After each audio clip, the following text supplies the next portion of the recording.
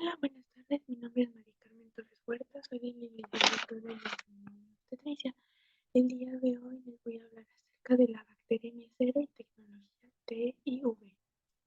Bueno, o también acerca de la terapia de infusión y bacteria M0. Bueno, algo con lo que es importante mencionar es que existe una norma, que en este caso es la NOM 022 SSA3 2012, que instituye las condiciones para la administración de la terapia de infusión en los Estados Unidos mexicanos. Bueno, esta norma nos habla acerca de qué es la terapia de infusión, cuál es su objetivo, dónde es su centro de aplicación. Ahorita les voy a mencionar unos puntos importantes que tenemos que tener en cuenta acerca de esta norma. Bueno, primero, la terapia de infusión intravenosa es un procedimiento con propósito profiláctico, diagnóstico o terapéutico, que consiste de un catéter a la luz de la vena, a través del cual se infunden al cuerpo humano líquidos, medicamentos, sangres u otros componentes. Este, la terapia de infusión representa un importante apoyo durante la asistencia de los pacientes, independientemente de la complejidad del problema de salud que padezca nuestro paciente. Bueno, ahora sí, uno de los puntos que son importantes mencionar es el 4.1, que es el acceso venoso periférico. ¿Qué es el acceso venoso periférico? Es el abordaje de la vena distal a través de la función de la misma.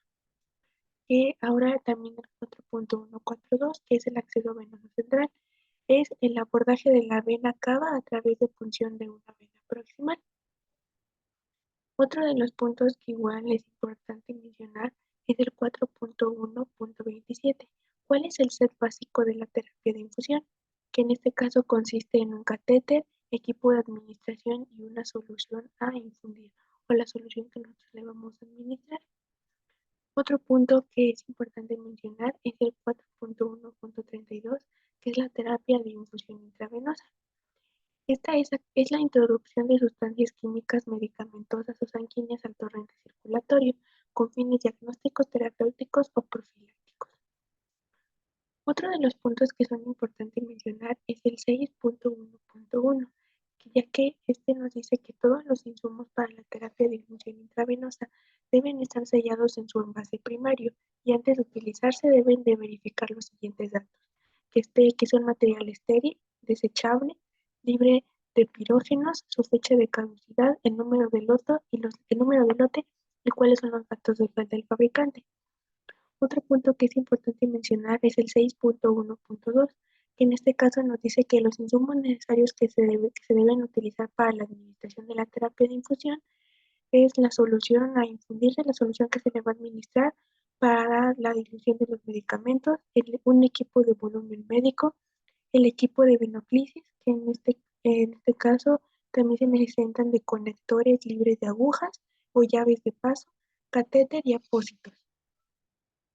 Otro punto que es importante mencionar es el 6.2.2, que nos dice que antes de que nosotros iniciemos nuestro procedimiento de la administración, nosotros como personal de salud debemos etiquetar el contenedor de la solución con los siguientes datos. Le tenemos que poner el nombre del paciente, el número de la cama, la fecha, el nombre de la solución intravenosa que se le va a administrar, la hora en la que se inició el procedimiento, la hora en que se terminó el procedimiento, la frecuencia, el nombre completo de quién instaló este, de quién instaló este beneficio.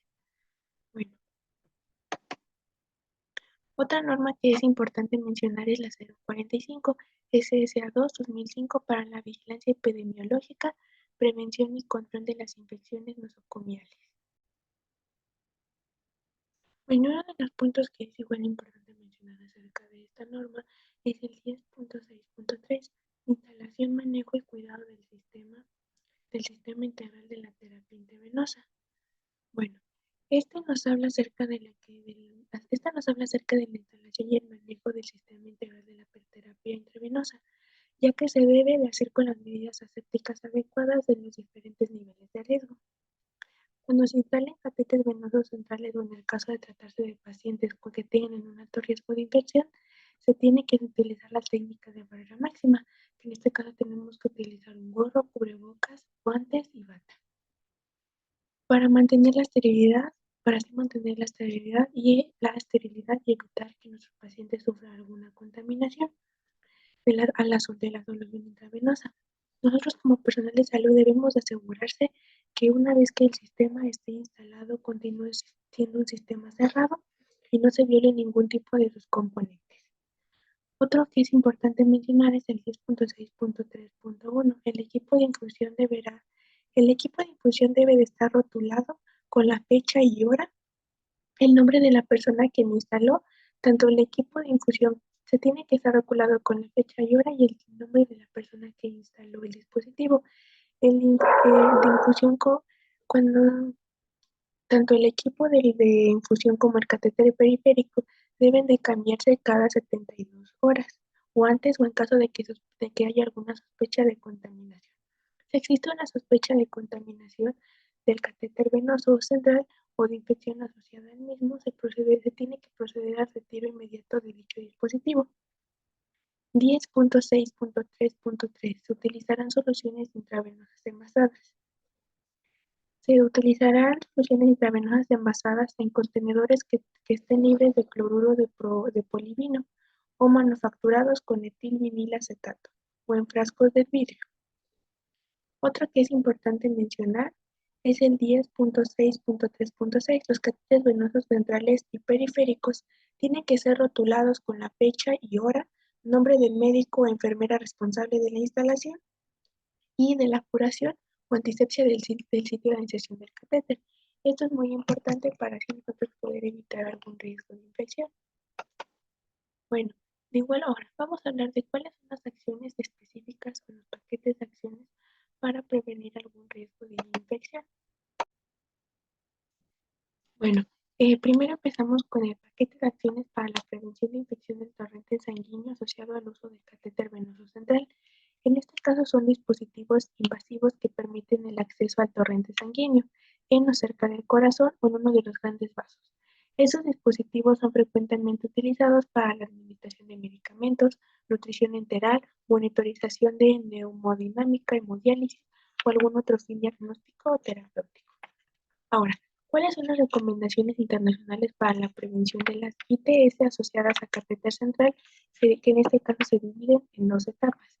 Que en este caso es en el momento en que se hace la instalación del catéter venoso central, que en esta etapa se enfoca en la etapa de inserción. Esta etapa se enfoca en los procesos que ocurren durante la instalación del catéter.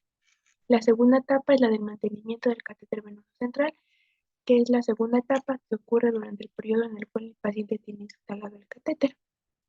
Ahora, con base en las recomendaciones internacionales, se evalúa el cumplimiento de los siguientes paquetes de acciones para prevenir las infecciones del torrente sanguíneo asociados al uso del catéter venoso central, que en este caso, uno, que se tiene que realizar la antisepsia del sitio de inserción cada 7 días con una técnica estéril.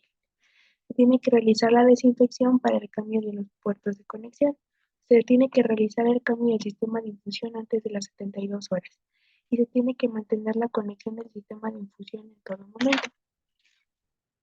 Otro paquete que es importante mencionar es el paquete de acciones para la prevención de infección de vías urinarias asociadas al uso del catéter urinario. Los catéteres urinarios son frecuentemente utilizados durante la atención de pacientes hospitalizados, en especial para la cuantificación urinaria precisa. En este caso, el catéter asociado para la prevención del catéter venoso urinario también se asocia a dos etapas, que es la de inserción del catéter urinario, que en este caso, esta etapa se enfoca en los procesos que ocurren durante la instalación del catéter, el mantenimiento del catéter urinario, la segunda etapa, que es cuando ocurre durante todo el periodo durante que el paciente tiene instalado el catéter urinario. Los principales factores de riesgo para desarrollar una infección de vías urinarias asociada al catéter urinario son la duración de la cateterización, no utilizar una técnica antiséptica durante la intención y un mantenimiento inadecuado, ya que esto nos puede provocar que se presente algún tipo de infección. Por eso es muy importante tener un cuidado específico. Ahora, ¿cuáles son los paquetes de estrategias para la prevención de las ITS? En este caso se tiene que realizar una higiene de manos, se tiene que hacer la asepsia de la piel con clorhexidina alcohólica en 2%, ya que el alcohol es un antiséptico que ayuda a potencializar otros antisépticos, que en este caso es la clorhexidina, siempre y cuando no tenga alguna contraindicación. Se tiene que utilizar la técnica de barrera máxima durante la instalación del catéter, se tiene que evitar el acceso femoral, se tienen que retirar las guías innecesarias, se tiene que mantener los dispositivos por personal capacitado, se tiene que hacer un baño con clorhexidina en mayores de 2 años, se tiene que tener una curación de catéteres en un buen estado. ¿Cuál es la guía para la prevención de las ITS que se recomienda también? En este caso se tiene que educar a los profesionales del sector salud sobre la prevención de este tipo de infecciones. Se tiene que contar con un carro de catéter venoso central que contenga todos los materiales necesarios para su instalación, ¿sí? Y se tiene que detener los procedimientos que no sean en situaciones de emergencia. Estas son algunas de las acciones específicas que se tienen que tener para evitar algún tipo de evento adverso durante la instalación de este tipo de procedimientos. Ahora, ¿cuál es el procedimiento para la inserción del catéter venoso central?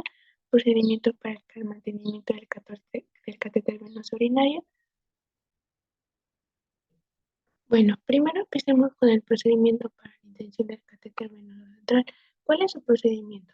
Primero tenemos que realizar la valoración Primero tenemos que realizar la valoración del sitio anatómico donde se va a hacer la inserción del catéter venoso central.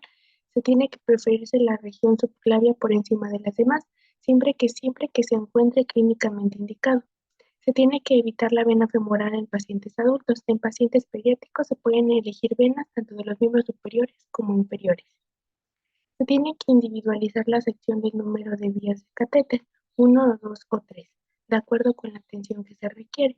Se tiene que utilizar durante la instalación del catéter venoso central la barrera máxima, la cual se compone por el lavado de manos, agua, jabón y antiséptico, el uso de un gorro, cubrebocas y gafas de protección, uso de una bata de manga larga y guantes estériles, la preparación del sitio de inyección con el antiséptico adecuado, con glutorato de clorhexidina al 2% en base alcohólica, la colocación del campo estéril para limitar nuestra área. Para la fijación del catéter venoso central se debe utilizar una sutura tipo nylon a un apósito semipermeable estéril. En caso de sangrado se debe utilizar una gasa estéril cubierta con apósito estéril semipermeable.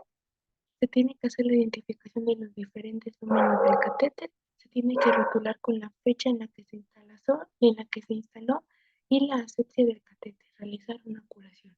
¿Cuál es el procedimiento para el mantenimiento del catéter venoso central? Se tiene que vigilar el sitio de inserción del catéter que esté libre de humedad, sangre, secreción o alguna manifestación local de infección. Se tiene que comprobar su funcionalidad del catéter venoso central, las líneas de infusión, los conectores y puertos de infusión de la solución que se va a infundir. Se tiene que vigilar el sitio de inserción del catéter venoso.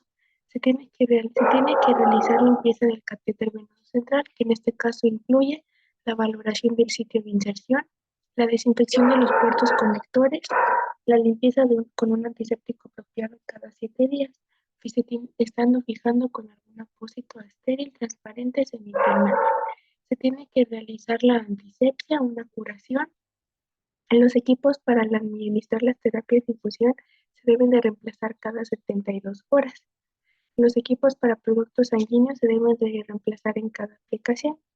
Se tiene que verificar en la nota médica y de enfermería en el expediente clínico la justificación clínica para la permanencia del catéter venoso central. Se tiene que mantener un circuito seguro donde se evite la conexión y la desconexión del catéter. Ahora, ¿cuál es el procedimiento en el retiro del catéter venoso central? El catéter venoso central se retira en condiciones de fin de tratamiento, sospecha de que existe alguna IAS, alguna disfunción de catéter o alguna fractura del catéter. Se tiene que retirar el catéter con técnica aséptica en posición de decúbito para evitar el embolismo de aire. Se tiene que realizar el seguimiento a la condición clínica del paciente con datos que sugieran IAS relacionadas al catéter venoso central. Se tiene que tomar un hemocultivo de todos los lúmenos y hemocultivo solo si existe sospecha de las IAS. Se tiene que registrar en la nota médica y en la nota de enfermería el motivo y el retiro del caso y el caso en el que se retira esta sospecha de infección, evitar punta de catéter o cultivo. Se tiene que otorgar seguimiento a los resultados de cultivos aun cuando el paciente haya egresado. Estos son los procedimientos que tenemos que realizar para la inserción del catéter, para el mantenimiento y para el retiro de dicho dispositivo. Y eso sería todo. Muchas gracias.